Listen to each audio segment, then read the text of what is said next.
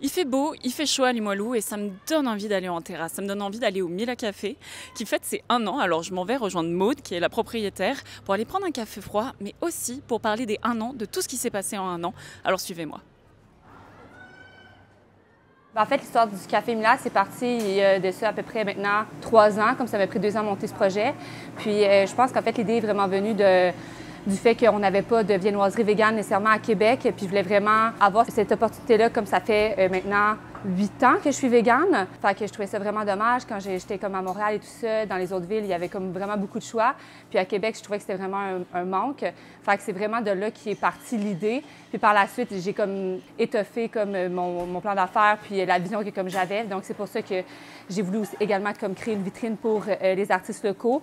Encore une fois, je me suis inspirée de ce qu'il y avait à Montréal que je trouvais qu'il manquait comme à Québec, de l'art local qui était comme facile à acheter puis qui fitait dans un environnement aussi comme un café. Je trouvais que c'était vraiment pertinent. Tu sais, attends ton café, tu checkes un petit peu l'art. Fait que je trouvais ça vraiment chouette. Puis également, comme je suis vraiment une passionnée de vin, fait que c'est pour ça également que j'ai comme une belle importation de vin privé que j'ai au café. Puis, en fait, l'aspect du vin, c'était vraiment pour essayer d'aller chercher comme une communauté en faisant comme des événements et tout ça. Fait que je pense que c'est comme toutes les idées qui se sont comme rassemblées pour venir créer comme vraiment l'essence du Café Mila. Comme c'est important pour nous de tout faire maison, comme les sirops, comme je l'ai mentionné comme plus tôt, bien ça va également comme pour la nourriture. Fait que je pense que c'est vraiment une de nos forces. Les gens comme ils ressentent vraiment que comme c'est fait avec amour. On a comme une petite variété de viennoiseries. Souvent, ce qui part vraiment bien, c'est nos scones qui changent comme vraiment à chaque jour.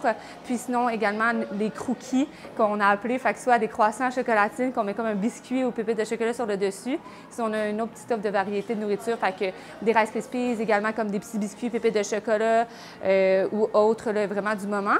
Puis ce qui est intéressant aussi, c'est que dans le fond, comme je me prétends pas boulangère, on s'allie avec des entreprises vraiment chouettes qui nous fournissent. Fait que ici, ça va être Goûtez-moi ça, qui nous fournit. Puis je crois que les croissants viennent de la fabrique à pain. Je trouve que c'est vraiment le fun de travailler avec des belles entreprises. Tu sais, le café, il n'est pas brandé vegan.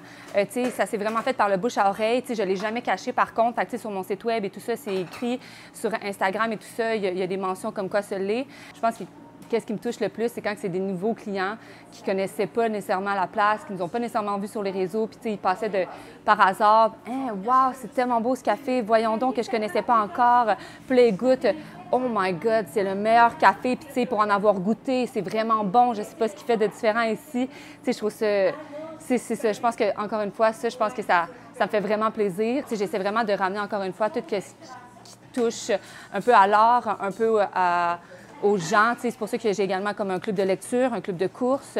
Là, on va faire les 1000 apéros pour aller chercher justement une clientèle plus style apéro cocktail. Justement, relooker un petit peu le café pour donner un petit éclat avant l'été. Fait que ça, déjà, je crois que ça va faire plaisir à la clientèle. Sinon, c'est vraiment au niveau de mes menus. J'essaie toujours de réinventer tout ça puis de créer toujours des trucs un petit peu inusités qu'on n'est pas nécessairement l'habitude de boire pour encore une fois faire une espèce de changement puis de surprise pour la clientèle. Ça, c'est vraiment, on va dire, à court terme. J'en parle beaucoup à mon équipe. J'essaie d'avoir vraiment un lien soudé avec elles et eux. Eux, ils sont vraiment à l'aise de me partager leurs idées qu'elles ont eues. Même à l'embauche, c'est tout le temps ça que je leur dis. Je leur dis, oui, OK, Café Mila, ça m'appartient, mais ça vous appartient maintenant aussi un petit peu à chacune. Puis je veux vraiment que vous ayez comme votre touche. Fait que quand il y a des sirops que c'est elles qu'elles ont pensé puis qu'elles ont inventé, quand ça va sur le menu, ils sont comme, hey, c'est tellement hot, c'était mon idée pour fêter les 1 an. Ça tombe super bien parce que cette année, le 7 juin, c'est samedi. Puis ça tombe en même temps que Limoilou en musique. Fait que déjà, la bru elle va être barrée. Fait que c'est vraiment chouette pour ça. Puis de mon côté, ce que j'organise, c'est un barbecue style familial.